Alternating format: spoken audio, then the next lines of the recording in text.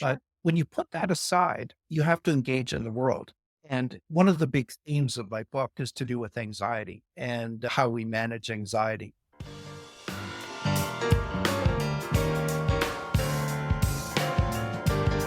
Hello and welcome to Heart Month 2023. Here's another episode in our Wednesday Writer Chat series of Heart to Heart with Anna. I am Anna Jaworski and the mother of an adult with a critical congenital heart defect. My child is 28 years old, my inspiration, and the reason I'm the host of your program. Today's show is social worker, heart warrior, author, and our guest is Richard Schwindt. We'll start today's program by learning a bit about Richard and his family in segment one.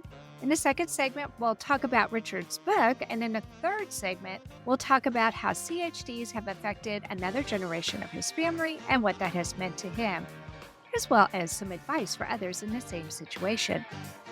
Richard Schwindt is married and has 2 children and 2 grandchildren. For the last 40 years, Richard has worked as a social worker, psychotherapist, and hypnotherapist. He has written 25 books, both fiction and nonfiction. For the congenital heart defect or CHD community, one book is especially pertinent: Emotional Recovery from Congenital Heart Disease, which is part of his Emotional Recovery series. Richard's interests include management of anxiety in CHD patients and helping his teen and adult clients discover how they can live their lives to the fullest. Richard has had multiple heart procedures, 2 surgeries, and many pacemakers. He is from Kingston, Ontario. So welcome to Heart with Anna, Richard. Thank you, Ed. I'm very happy to be here today. I'm so happy to have you here today. Can you tell us a little bit more about your heart condition? I was born with a prime of ASD and had surgery for the first time in 1958. I am told that the perfusion machine involved a monkey lung. I'm one of the very early people to have originally had CHD surgery. I've required maintenance along the way. Didn't have to do a lot until my early 20s when I got my first pacemaker. And then I didn't have to do a lot other than new pacemakers until my early 40s when I had my second surgery. But at this stage of life, I'm taking care of myself. I have all kinds of arrhythmias, and they have to be Mm, watched and maintained. But to knock on wood, I've done pretty well overall. yeah, wow.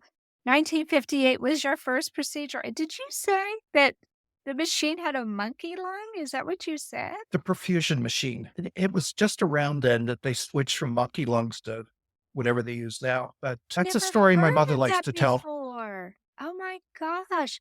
It actually had a monkey lung. I've never heard that expression before. I'm a geek. I'll admit it. I am a CHD geek. And I love to read books like The King of Hearts and other books that talk about the history of congenital heart disease. I have never heard of any of the machines using a monkey lung. So that really shows that it's a miracle that you're with us, doesn't it, Richard? I always consider it certainly has affected my outlook on life in a good way, Really? knowing that I had the time to be here, to live life, to Yeah. engage in life. Yeah. Wow. In your bio, you mentioned that you've had multiple pacemakers. When did you get your very first pacemaker? It would be 1982, and it was a fairly big pacemaker compared to the ones they Right. have now. Yeah. Uh, So did they have to put it in your abdomen?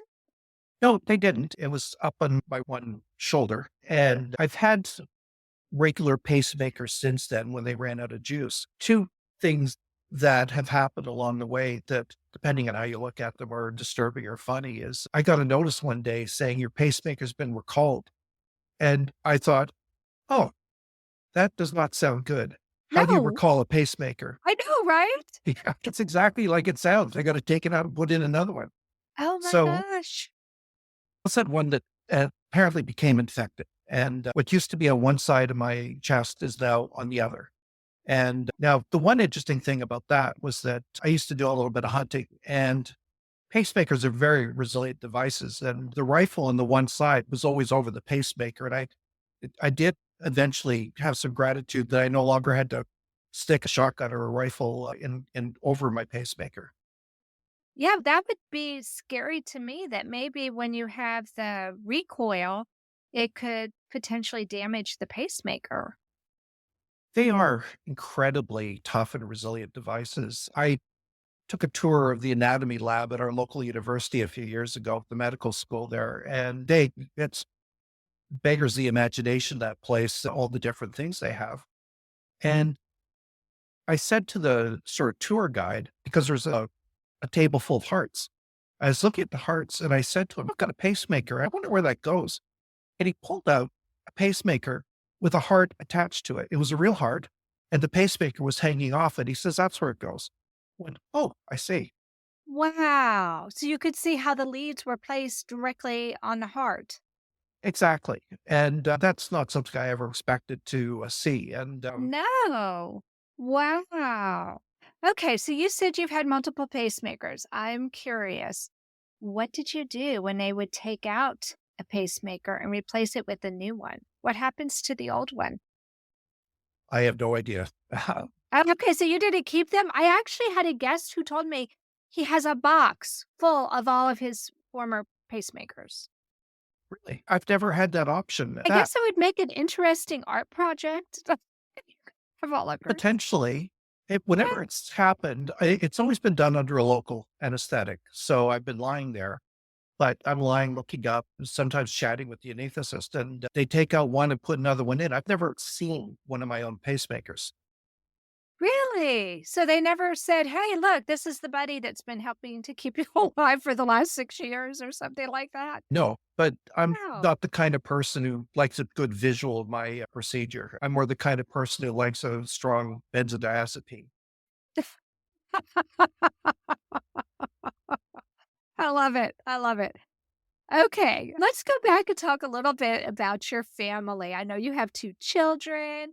Were you concerned when you first got married and you and your wife decided that you wanted to start a family, that your children may be born with a heart defect? We were, but not overly so, which is interesting. My daughter had a murmur shortly after she was born. It never turned into anything. She's gotten checked at intervals over her life. They've never found anything wrong. My son has quite a robust heart. And it's a bit of a family joke that I consider it everything to do with the fact that I married well. I married a very healthy, strong woman. And that's a little bit of my wahaha moment where aren't I clever?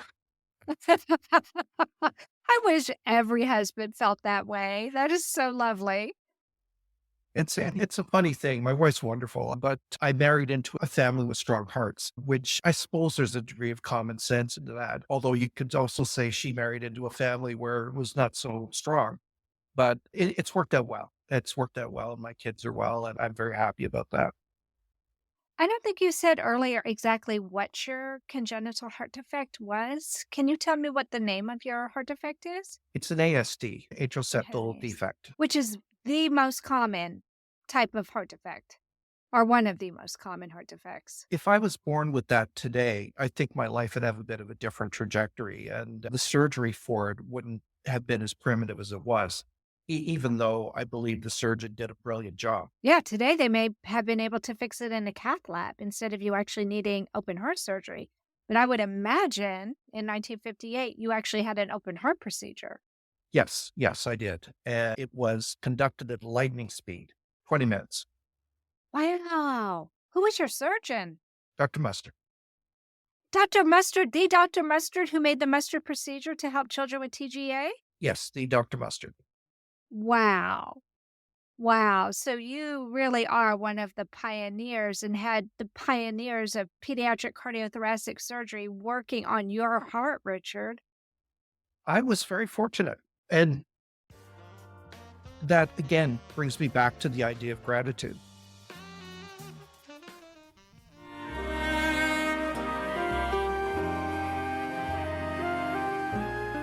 Home Tonight Forever by the Baby Blues Sound Collective. I think what I love so much about this CD is that some of the songs were inspired by the patients. Many listeners will understand many of the different songs and what they've been inspired by. Our new album will be available on iTunes, Amazon.com, Spotify. I love the fact that the proceeds from this CD are actually going to help those with congenital heart defects. Enjoy the music. Home Tonight Forever.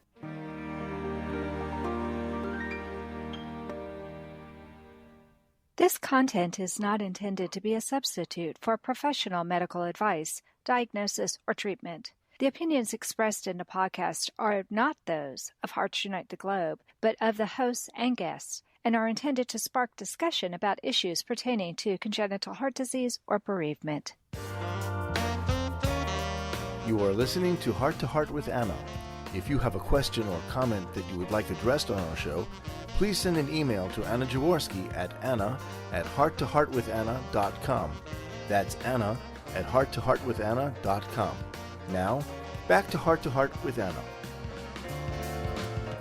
In the last segment, we learned about Richard, a little bit about his medical history and his children, but now I want to talk to Richard about becoming an author. So I saw that you have a series of books that are entitled Emotional Recovery From, and one of those is The Emotional Recovery from Congenital Heart Disease. You've authored 25 books.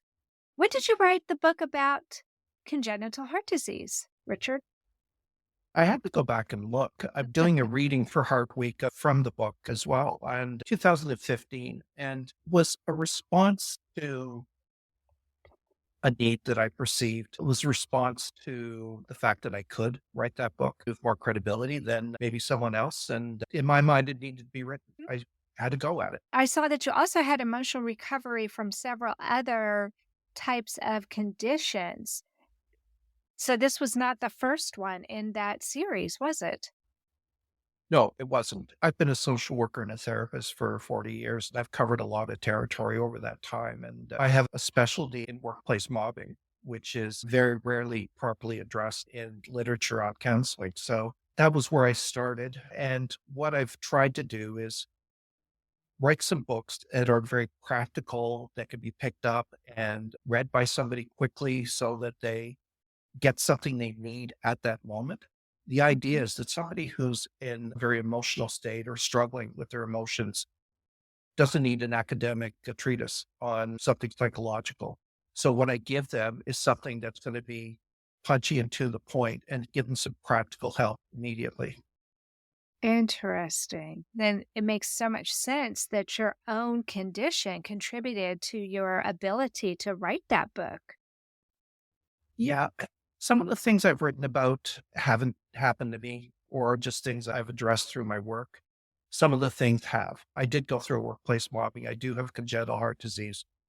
So those things are very much related in some ways to my own experience of my therapy and the work I've done over the years. Because I saw that you did a book on the emotional recovery from divorce, but it doesn't sound like you've had to suffer from that yourself.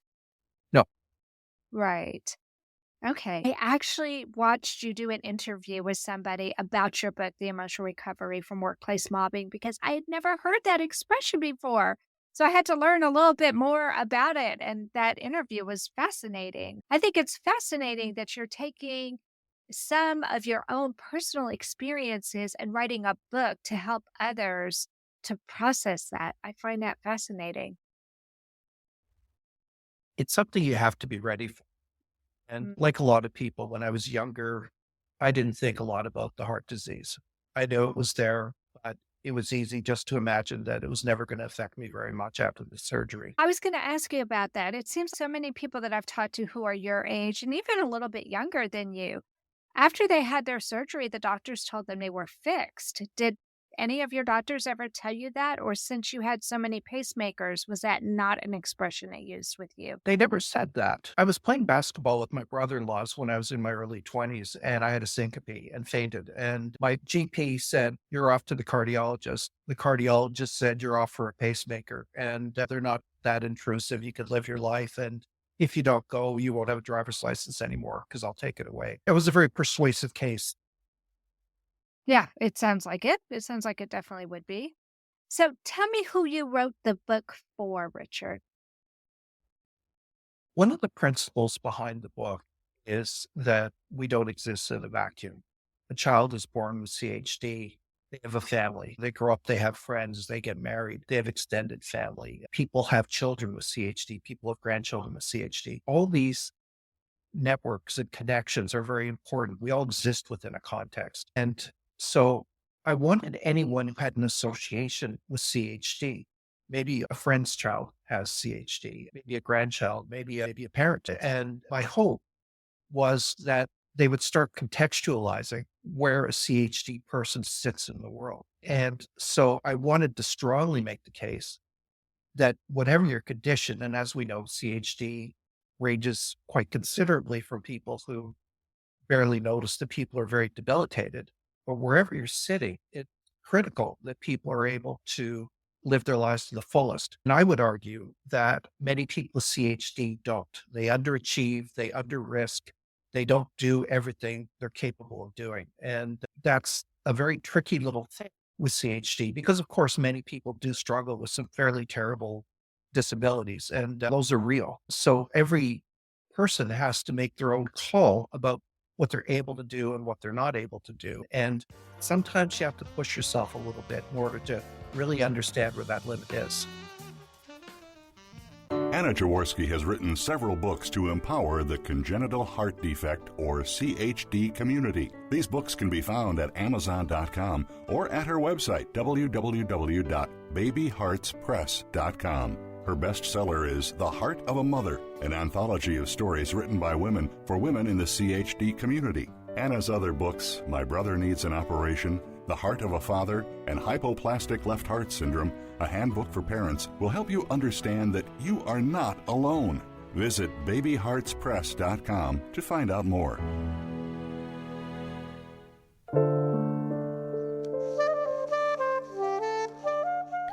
Heart to Heart with Anna is a presentation of Hearts Unite the Globe and is part of the Hug Podcast Network. Hearts Unite the Globe is a non-profit organization devoted to providing resources to the congenital heart defect community to uplift, empower, and enrich the lives of our community members. If you would like access to free resources pertaining to the CHD community, please visit our website at www.congenitalheartdefects.com for information about CHD, the hospitals that treat children with CHD, summer camps for CHD survivors, and much, much more.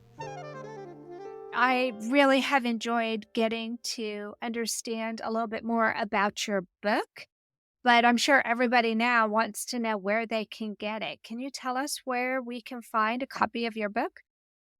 This book is sold on Amazon. It comes in ebook and in a paperback. It's fairly easy to get through Amazon. And I'm trying to remember actually, because I switched entirely to Amazon a few years back, and I can't remember whether it's on everything else, Apple and all the rest of it. But I know for sure it can be bought through Amazon and in either a paperback or an ebook format. Okay. I'll make sure that I put the link to your book in the show notes. So, friends, if you're on your exercise bike or you're in your car driving while you're listening to this, don't worry about picking up a pen or writing anything. Just keep doing what you're doing. And at the end of the show, you can just look at the description of the show and the link will be right there for you. So now let's move on and talk a little bit more about your extended family, Richard. We learned at the top of the show that you have 2 grandchildren. So tell me about your grandchildren. So they're wonderful kids. My granddaughter is 12 and my grandson's 11. Oh, goodness. So they're very close in age. Somebody called them Irish twins. I'm not sure exactly Yes, what I've that heard that means. expression before. Yes, I've heard that. When you have them within about a year of each other, they're called Irish twins. So you have a granddaughter, you have a grandson. My Aussie friends would say that's a pigeon pair, that you have one of each. By the time your daughter had children, medical technology had changed a lot. Were you concerned that your grandchildren may have a heart defect? And did she have ultrasounds Yes. Yeah. so that you could determine earlier before the babies were born whether they might have a heart defect? It was a routine thing. And it made some face value sense for her to have ultrasounds for the kids when she was pregnant. So, yeah, that happened. So what was the result? Do either of your grandchildren have a congenital heart defect? My grandson does. And he was diagnosed with coarctation in the utero. And he had Oh, his in first, utero. yeah, yeah. And he had his first surgery at 6 days. Wow. So tell me about that. Did he get to go home or did they keep him in the hospital that first week and so that They he would put him be in a there for the helicopter COA? and flew him to Toronto. Wow. Yeah. Okay. And my daughter got up 10 minutes after giving birth, got in the car and drove to Toronto with her husband. And Oh my gosh. That's a tough woman. yeah, absolutely, she certainly is. So they knew in utero he was going to have a kink in his aorta and they were going to have to do some kind of surgery. Were they able to do it in a cath lab, Richard, or did they actually have to do open heart surgery on him? They did. He had an underdeveloped right ventricle as well. So they had to do quite elaborate surgery, and they had to do it 3 times before he was 2. So he had quite a lot of surgical interventions. Wow. Did this surprise you? I guess, yeah. It skipped my kids. I didn't Right. necessarily expect it with my grandkids. And yeah, it did surprise me, and it was very stressful and very scary, but it did end well. Yeah. Toronto has an amazing hospital for children, doesn't it? Oh, yeah. That's where we have always gone. That's where I've always gone. And it's the university network there covers a number of different cardiac facilities. Sick Jones Hospital, which is across the street from Toronto General, which is where I go. So, is it possible your grandson has seen some of the same doctors that you've seen in your lifetime? The same doctor operated on my grandson that operated on my father. Really? I wrote Dr. Van Artzel, I wrote him an email, and he said it was the first great-grandfather, great-grandson combination he had ever operated on. Wow. But your father did not have a congenital heart defect, did he? He did. And I guess I haven't mentioned that yet, but Goodness. So your father had a heart defect and you, and now your grandson. yeah, my father wasn't diagnosed until he had a heart attack in his mid-60s, and they discovered a heart defect. And when they did the bypass, they repaired the heart defect. And I think it was either an ASD or a VSD, but it had gone unnoticed throughout his life. Dr. Van Artzel operated on him. So your father had a heart defect that was undiagnosed until he had a heart attack. And then when they went in there to try and take care of whatever needed to be done for the heart attack, they said, oh my goodness, he has a congenital heart defect. Mhm. Let's fix that too. Yes. And then that same doctor that fixed your father operated on your grandson. Amazing. That It is is amazing. just amazing. Yeah, you could Wow. probably tell it's all very emotional as well. Of course it is. Of course it is. So your father was diagnosed very late in life. So it mustn't have been a condition. Whoops, I just lost my pod. It mustn't have been a condition that was life threatening when he was younger. But then when he had a heart attack, did he have a heart attack from acquired heart disease? Yeah, yeah, he did. And Okay. he was in the Air Force and during the World War II. It didn't show in him at all. And truth of the matter was he was a fairly heavy smoker. And that was Mm. obviously unwise for anyone when it comes to cardiac health. And they just noticed it. They did an angiogram after he had his heart attack, and there it was. Wow, that's just amazing to me. And then he had surgery. So I imagine he had stents put in his heart. No, he had a bypass. Oh, he had bypass surgery. Okay. So he had the bypass surgery and then he also had an ASD that he had repaired. Amazing. But your grandson did not have an ASD. He has something completely different. He has an ASD too, and one of these Oh, days he they're has going an to get to ASD that. too. Yeah, Okay. and there's a lot there. And the thing that we're really fortunate about is how robust all of us turned out. Outside of the heart, I've been blessed with pretty good health. My father as well had good health most of his life, and he lived a long life. My grandson, it's unbelievable. He's an Yeah. athlete. He plays hockey. Oh my gosh, he plays hockey? That's Yeah, a very strenuous. it is. And we thought for sure the doctors wouldn't let him, and he really wanted to play. And I don't think you're allowed to live in Canada and not play hockey. I wasn't allowed to play hockey, but I played road hockey, which where I grew up, everybody played road hockey. And but Okay, you're talking to a Texan, so I have no idea what road hockey is. Is that where you play outside in the street with your yes, Okay. we all play road hockey, and I played road hockey, and everybody knew I was going to take a break when I needed one. And Now, did your cardiologist say, sure, he can play road hockey, just wear some kind of chest protection? Because I would assume that the big concern would be, what if the hockey puck hits the chest? you tend to play road hockey with tennis balls, which is a little Oh, peculiarity. You usually have sticks, nets on the street, and tennis balls flying around. which can still impact fairly hard, but maybe not as Sure. hard as a puck. My grandson, when he plays hockey, would wear a chest protector. Chest And protector. yeah, Okay. It just makes sense, really, for anybody. Because even if you don't have a heart defect, if a hockey hits you in just the right place on your chest, it can cause major problems, whether you have a heart defect or not. yes, I guess we just saw that player in Buffalo who was S- tackled and got quite a serious blow in his chest and was quite seriously injured by it. I was never restricted. And my grandson isn't particularly restricted either. He also plays basketball and volleyball, Wow. and he's a real Wow. sports nut and he's good at it. That's so awesome. Wow. I love hearing stories like this. It's so uplifting. So tell me what advice you would have for other families who have multiple generations living with congenital heart defects. We get some medical advice from doctors, nurses, et cetera, technicians, and we, of course, should live within our limitations. We should take our meds. We should live a healthy lifestyle. But Sure. when you put that aside, you have to engage in the world. And the one of the big themes of my book is to do with anxiety and how we manage anxiety.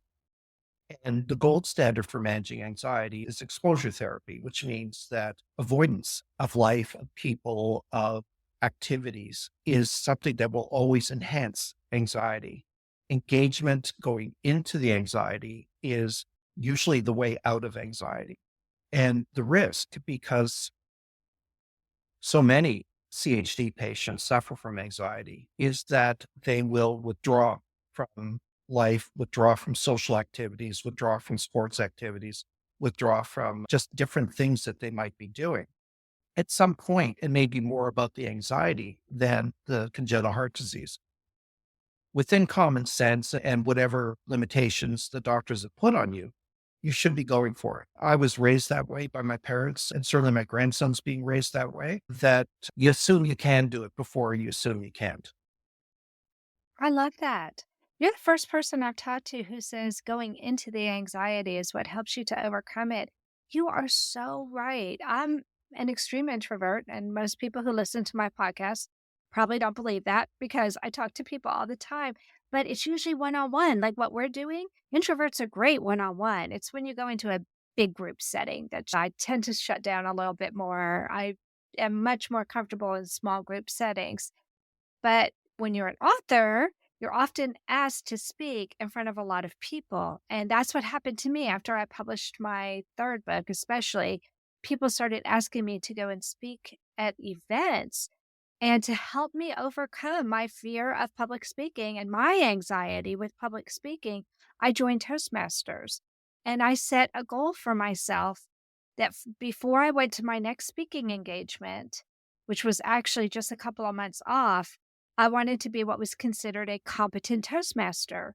So, way back in the early 2000s, when I first joined, after you gave your first 10 speeches, you were awarded a competent Toastmaster designation. So, in 11 weeks, I gave those 10 speeches. I took 1 week off because I blanked out and couldn't think of what to write for that speech. And you know what? That really helped me to overcome my fear of public speaking. That's fascinating. As I understand Toastmasters, that's exactly what it intends to do, is put you in those situations so that they give you lots of support. But and Exactly. this is a critical piece of it. You provide support for people to be exposed to things that might frighten them. And the differentiation of fear and anxiety is proportionality, in that if I'm talking about walking across the freeway, I will be fearful and frightened. Of course I will. It's really dangerous. If I'm talking about going for a walk in the woods and I think I might come across a snake. Now, in my part of the world, snakes aren't dangerous. They're Uh, just slithery. And I may be very anxious about that. And I actually treat a lot of people for snake phobias, but it's not dangerous. It's simply not dangerous at all. But people will have a phobic or a frightened reaction by a snake. Interesting. So, one of the ways you would advise that patient is let's go take a walk where we might see some snakes. It's okay. And you would go and help provide that support for them so that they're confronting their fear to help them overcome it. Is that how that works? That would be a form of exposure. I might do it with hypnosis or neurolinguistic programming because you can do certain things in a hypnotic trance to reproduce that experience in a safe way. I might go for that walk in the woods because that would be a good way of doing it. I've had some very interesting experiences with that because that type of fear can do a complete judo flip. And I've had a couple of clients send me pictures with boa constrictors around their neck. And Oh my gosh. people who weren't able to go outside for a period of time. It's interesting how that works, but there's different kinds of exposure. For example, if you are frightened of elevators, if you get on the elevator, don't get off until you're not frightened of elevators, it probably won't take that long. It'll scare Really? the living dickens out of you, but that's called flooding. It's a form of exposure. Whereas what you're describing, where maybe you go for a short walk in the woods, a longer walk in the woods, that would be something called graduated exposure. But again, the principle is the same, that if I never go outside the house, if I never walk in the grass, if I never go in the woods, that anxiety is going to increase and it's going to become a more dominant force in my life. Whereas if I fully engage it, it's much more likely to fall off. And even if it doesn't, let's suppose it falls off only by 40 or 50%. The question I'm going to have to ask myself, Anna, is how important is it for me to get out in the woods? Is it important enough that I am willing to deal with a little bit of fear in order to get out in the fresh air? And this is a question that's going to come up with CHD patients. I have to go for this procedure. I have to go for this Right. surgery. I have to go for Yeah. surgery. This is terrifying. So the question then becomes, how important is it that I find a way past my fear in order to do what I have to do with the medical team?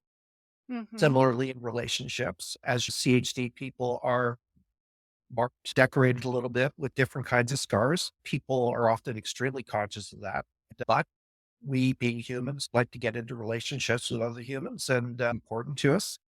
And there can be fears around that. There's a lot of things in life that require engagement, exposure, stamina. And if we stop doing those things, our ability to do those things will start to deteriorate. And not only because of our heart defects.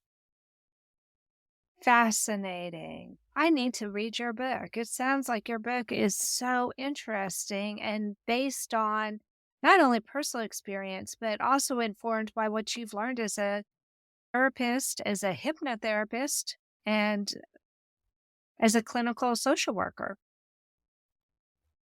It's been very helpful to be exposed to everybody. And the cosmic joke is I haven't actually treated very many people with CHD. I have CHD. Lots of people in my family do. And I have a few times seen people with CHD. But I have been exposed to everybody else quite a bit. And that's allowed me to bring that kind of perspective both to myself and how I live my life and to generalize it to the people I know with CHD. We're still people. We still have the same desires, wants, aptitudes, skills as anybody else with that added little wild card. Wow. Richard, it has been fascinating talking to you today. Thank you so much for coming on my program. It's a pleasure, Anna. That does conclude this episode of Heart to Heart with Anna. Thanks for listening today, my friends. Tune in tomorrow for our CHD Spotlight series. And remember, my friends, you are not alone.